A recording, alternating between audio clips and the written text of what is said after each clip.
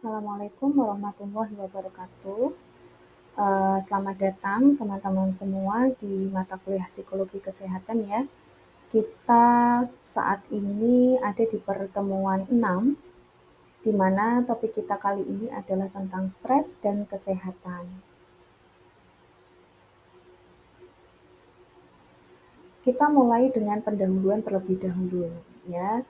Stres adalah ketidakmampuan individu dalam menghadapi ancaman, baik secara mental, fisik, emosional, spiritual, yang ada pada suatu saat yang berpengaruh pada kesehatan fisik manusia.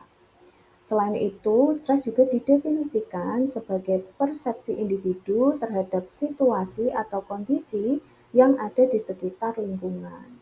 Ya, jadi nanti kita akan mempelajari bagaimana stres gitu ya, pikiran, emosi itu juga berkaitan, juga akan mempengaruhi fungsi tubuh kita. Ya, jadi antara stres dan kesehatan nanti saling berhubungan. Baik itu bisa menimbulkan gangguan sistem imunitas, ya, gangguan sistem kardiovaskuler, gangguan pencernaan, dan juga inflamasi, timbul inflamasi atau peradangan. Istilah stres juga mengacu pada keadaan tubuh yang tegang saat berusaha melakukan penyesuaian, melaksanakan kesulitan dalam aktivitas sehari-hari dan kondisi tidak menyenangkan di mana manusia menilai adanya tuntutan dalam suatu kondisi, hal itu dia jadikan beban atau di luar kemampuan ya untuk memenuhi tuntutan tersebut. Stres merupakan semua hal yang dapat mengancam homeostasis ya, keseimbangan di dalam kehidupan seseorang.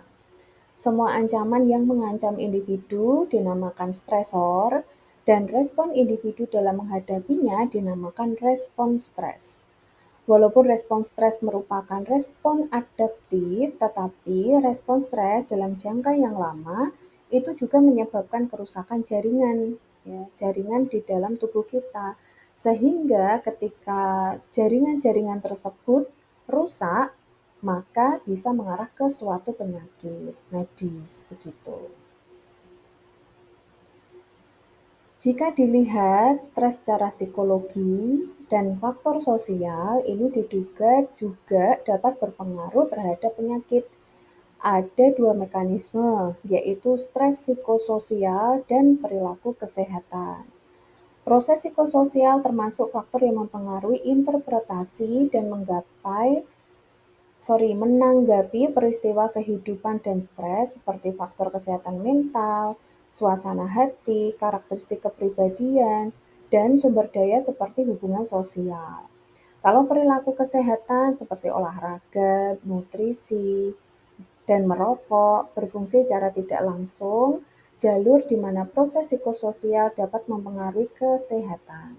Karena memungkinkan sangat dipengaruhi oleh faktor-faktor seperti mood. Ya, misalnya kalau nggak merokok, maka stres tuh akan mencari-cari gitu ya, akan addiction kan dia, maka akan mencari rokok secara terus-menerus. Kalau hal tersebut tidak terpenuhi, maka akan menimbulkan kecemasan. Kalau kecemasan berlebih akan depresi dan seterusnya. Penyebabnya ada yang pertama ini adalah sumber stres dari individu. Jadi hal yang menjadi sumber stres individu antara lain penilaian motivasi yang bertentangan, penyakit yang dialami, situasi yang mengharuskan seseorang menentukan pilihan yang sama pentingnya. Kalau stres dalam keluarga, sumbernya ya, hal yang menjadi sumber stres dalam keluarga ada kelahiran, kematian, pengasuhan, perceraian, penambahan jumlah anak, keuangan, dan juga hubungan suami istri.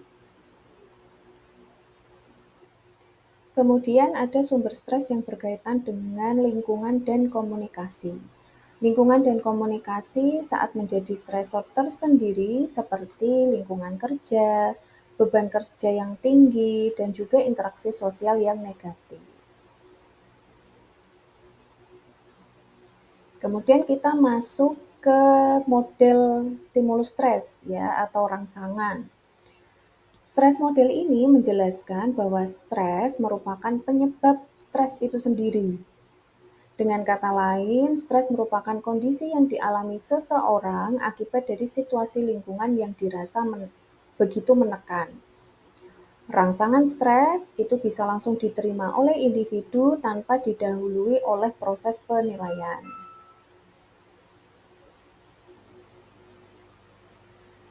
Selanjutnya, sumber stres atau stresor dapat dikategorikan menjadi 3 jenis. Ada life events, yaitu peristiwa kehidupan yang berfokus pada banyaknya perubahan yang terjadi dalam waktu cukup singkat selama hidupnya, sehingga menyebabkan tubuh itu rentan terserang penyakit. Kemudian stresor yang kedua ada dari chronic strain atau ketegangan kronis, yaitu kesulitan yang dialami dalam kehidupan dan terjadi berulang-ulang dan konsisten. Kemudian ada stresor daily hassles atau permasalahan-permasalahan sehari-hari yang artinya stresor itu berasal dari kejadian-kejadian kecil dalam kehidupan yang menimbulkan stres sesaat. Tidak mengakibatkan munculnya gangguan fisik maupun mental yang parah dan hanya membutuhkan penyesuaian dalam waktu singkat saat itu juga. Kemudian ada stres model respon. Kalau sebelumnya tadi adalah model rangsangan, sekarang adalah model respon.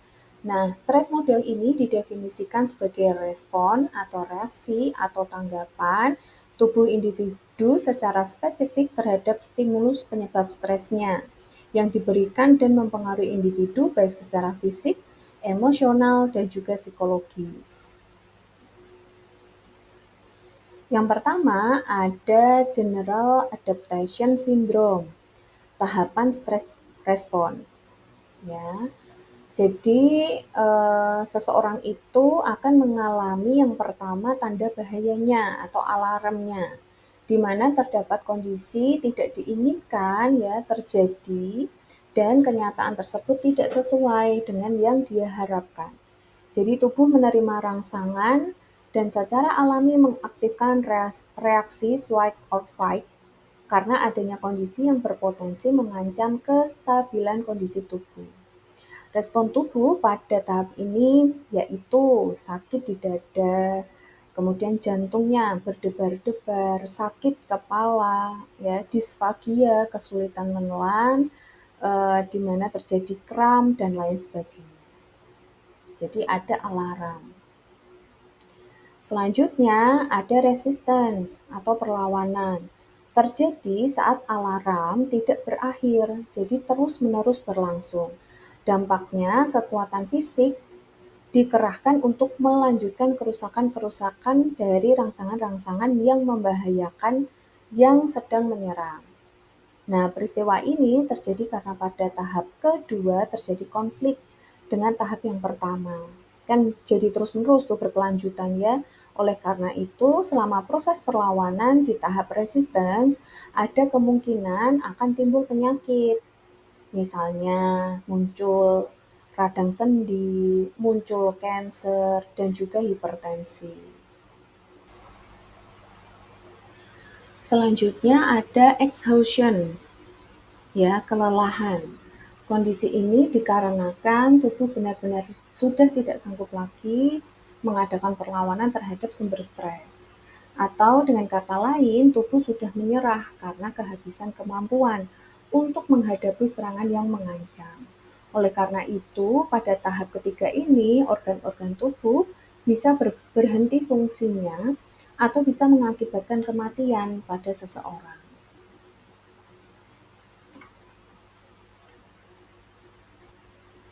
Sekarang masuk ke stres model transaksional ya. Saat situasi stres memberikan rangsangan, maka individu akan melakukan appraisal atau penilaian dan juga coping atau penanggulangan. Oleh karena itu, stres bisa berlanjut ke tahap yang lebih parah atau bisa juga sedikit demi sedikit semakin berkurang. Karena kita secara alamiah itu juga ada yang namanya coping stress, ya, penanggulangan terhadap stres. Hal tersebut ditentukan bagaimana usaha seseorang berurusan dengan sumber stres.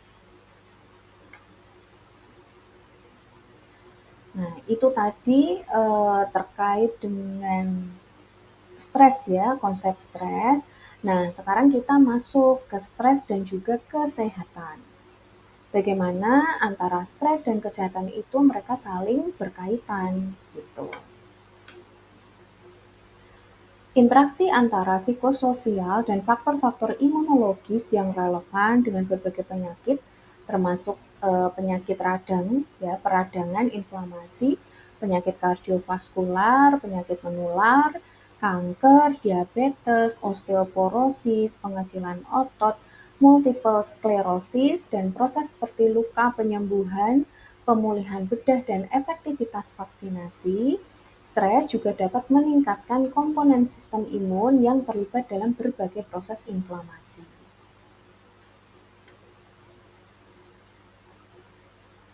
Nah, jika dilihat dari skema, ya, skema antara stres dan peningkatan resiko pada penyakit gitu ya.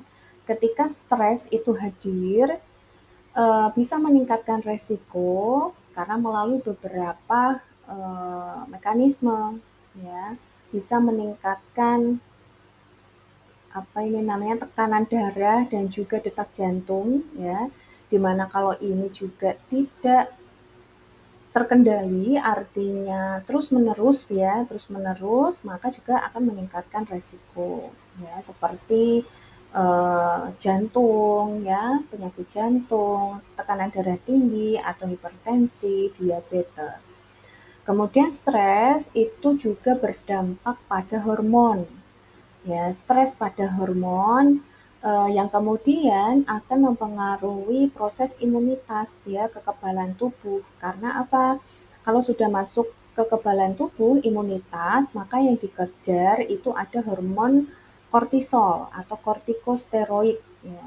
Jadi si kortikosteroid ini menjadi supreses ya imun sistem. Jadi kortisolnya itu juga akan mempengaruhi sistem imunitas kita. Maka kalau sistem imunitas ini sudah mulai terganggu karena stres juga akan meningkatkan resiko penyakit. Misalnya pada kasus-kasus inflamasi, ya, peradangan itu nggak sembuh-sembuh, ya bisa jadi karena dipicu oleh stres.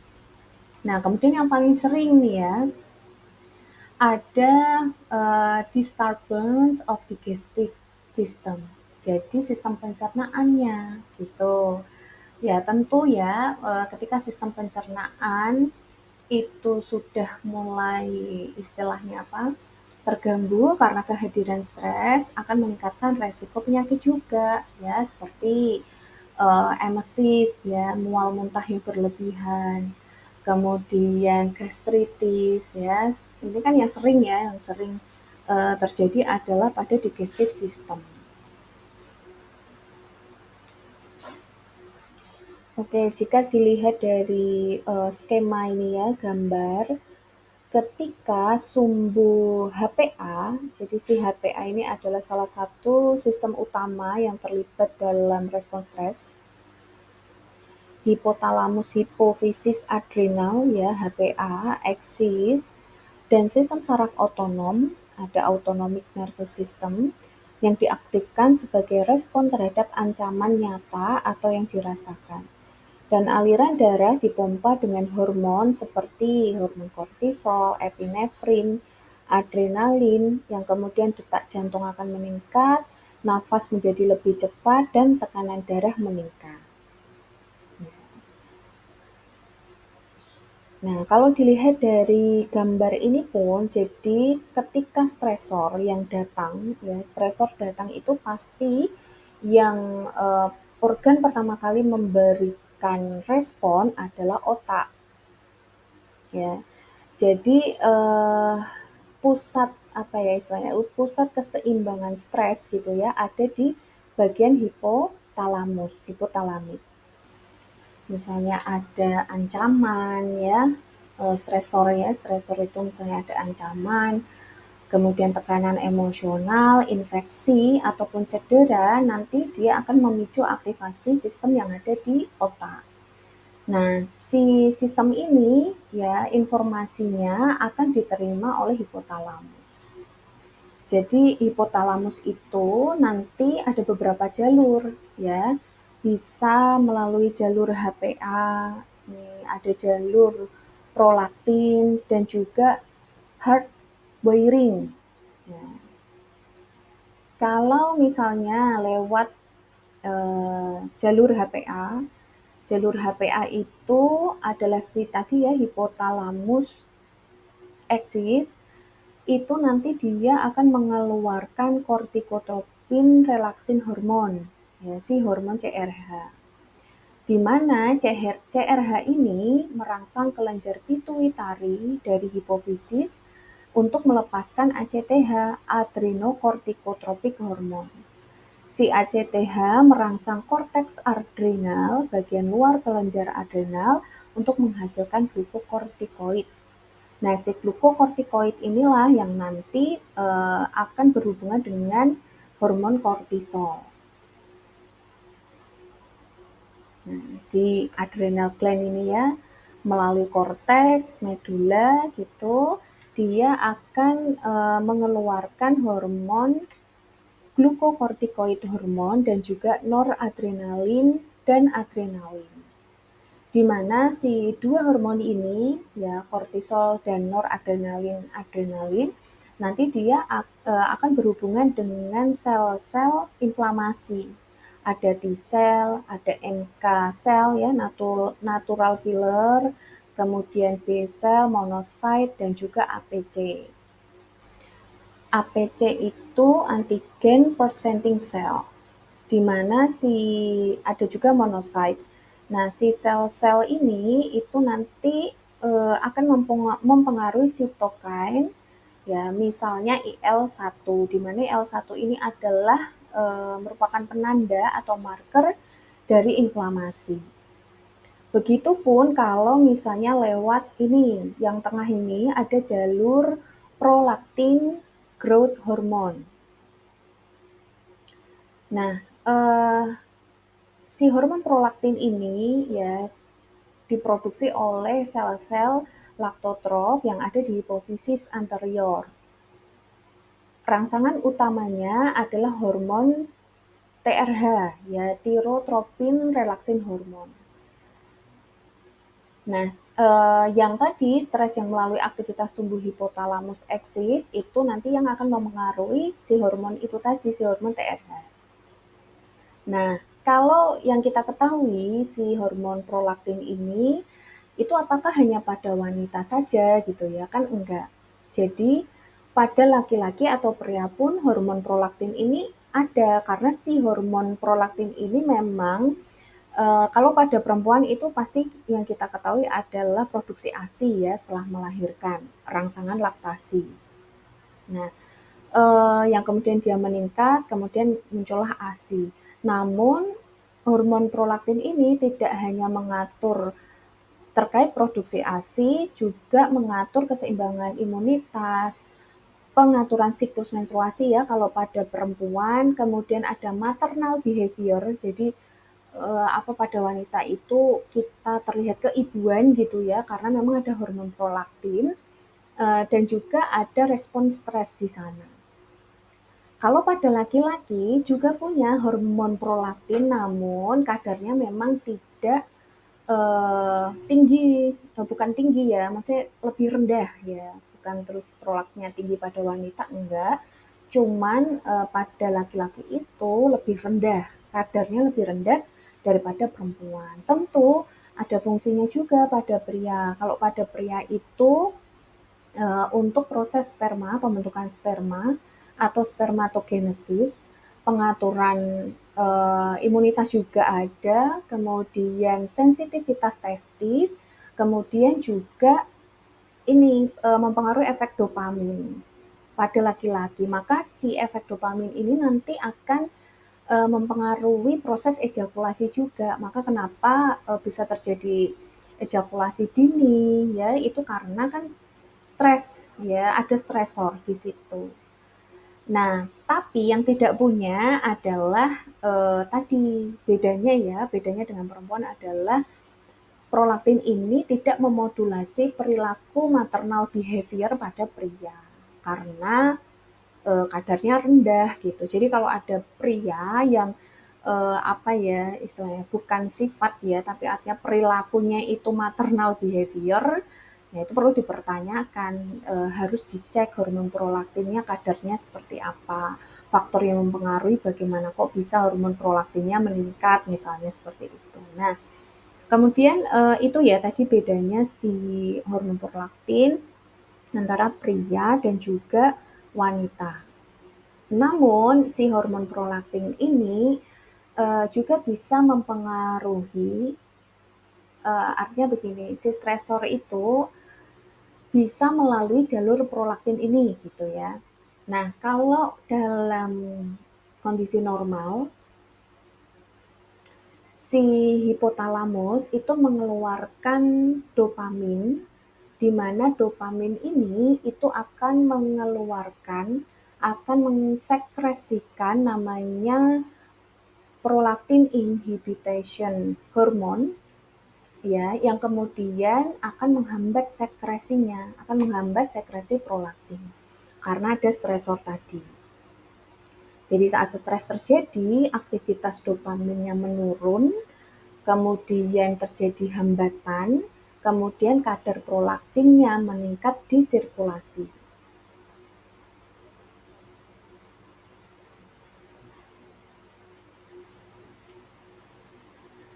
Nah, kemudian efeknya ya si prolaktin ini, jalur prolaktin ini efeknya adalah berkaitan dengan sistem imunitas.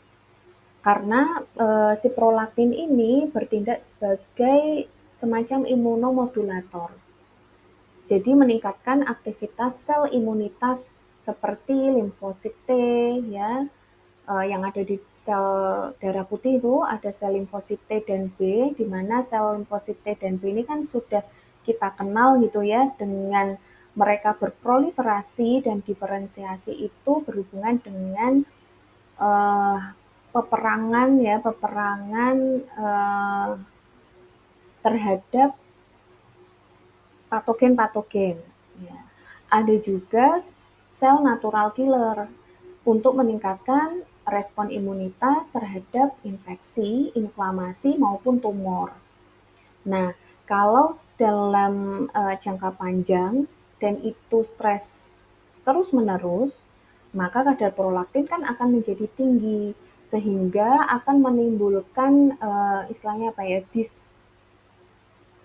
disregulasi imun. Nah, karena terjadi terus-menerus akan terjadi disregulasi imun yang nantinya itulah akan menyebabkan kelelahan sistem imunitas kita.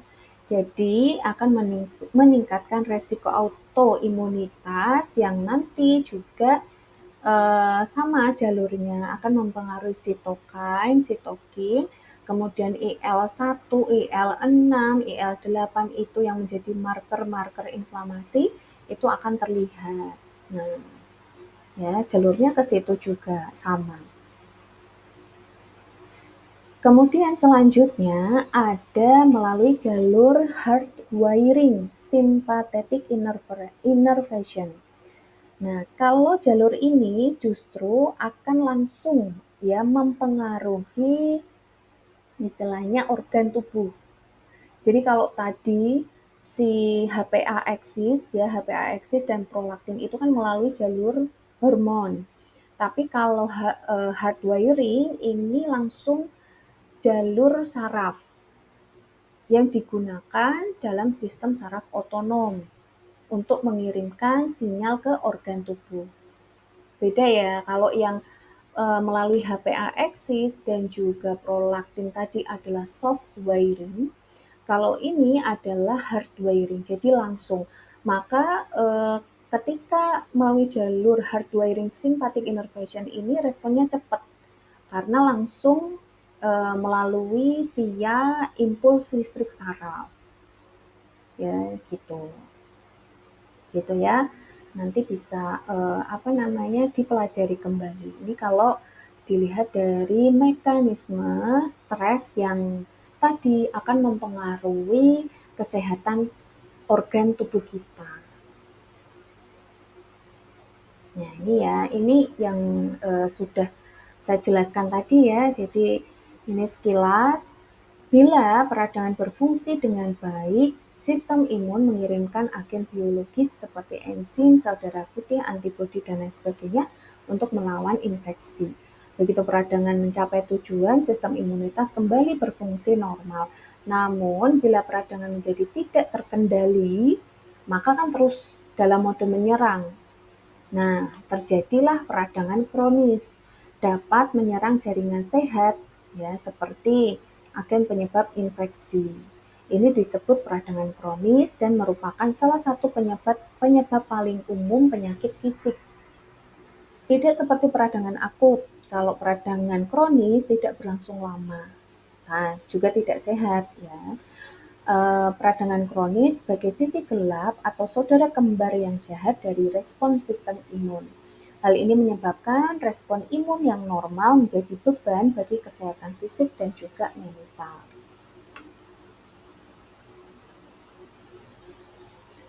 Nah, lalu bagaimana pencegahannya? Tentu yang utama sebenarnya pencegahannya adalah eh, menghilangkan stresor, ya, menghilangkan sumber stres. Ya, jadi menghindari ya, bukan menghilangkan ya, menghindari ya. Kalau sumber stresor itu datang ya kita harus menghindari. Tapi kalau itu datang terus kan gitu ya. Ketika sumber stresor itu datang terus ya kita harus coping. Kita harus bisa bagaimana caranya mengendalikan stresornya, bagaimana kita mencegah dan lain sebagainya. Namun kadang yang justru menjadi istilahnya kendala adalah distraksinya yang salah. Jadi dalam hal stres gitu ya, penuh tekanan dan lain sebagainya, justru kita larinya tidak ke coping stres tadi, namun ke hal-hal yang tambah justru bisa memicu stresor gitu. Misalnya alkohol, rokok, ya, yang justru stresnya berkurang. Tapi setelah itu ya kembali stres dan bahkan kondisi kesehatan kita bisa lebih buruk. Karena apa? Karena alkohol dan rokok itu addiction. Ya, ada kecanduan di sana gitu. Kemudian tentu ya makan makanan sehat, mendapatkan nutrisi yang tepat ya. Makan misalnya masih dalam kondisi hangat, bukan panas yang ini ya, yang hangat, yang dimasak di rumah sehari-hari, yang tentu akan lebih terjaga kualitas higienitasnya, kualitas kandungan nutrisinya itu lebih berkualitas. Kemudian eh, boleh mengarahkan atau mencegahnya dengan aktivitas fisik. Dapat membantu membakar kalori juga, bisa membakar stres, ya. Latihan fisik, aktivitas fisik, olahraga membantu melepaskan ketegangan. Latihan selama kurang lebih 30 menit sehari itu sudah cukup ya, minimal 3 kali per minggu. Kalau lebih dari itu juga akan menyebabkan kelelahan otot. Nah, itu juga nggak bagus ya. Tadi kembali lagi ke stresor akhirnya kan gitu. Atau bisa juga dengan melakukan hobi ya, hobi misalnya ada yang suka menyanyi, menari, menulis buku ya, maka stresor yang kita dapatkan justru akan menghasilkan sebuah karya kan gitu. Baik, cukup untuk pertemuan kita pada topik stres dan kesehatan. Uh, untuk video pembelajaran akan saya unggah di YouTube ya atau LMS. Kemudian teman-teman menyimak Ya, jika ada pertanyaan boleh ditanyakan. Terima kasih, saya tutup. Billahi taufiq walhidayah. Wassalamualaikum warahmatullahi wabarakatuh.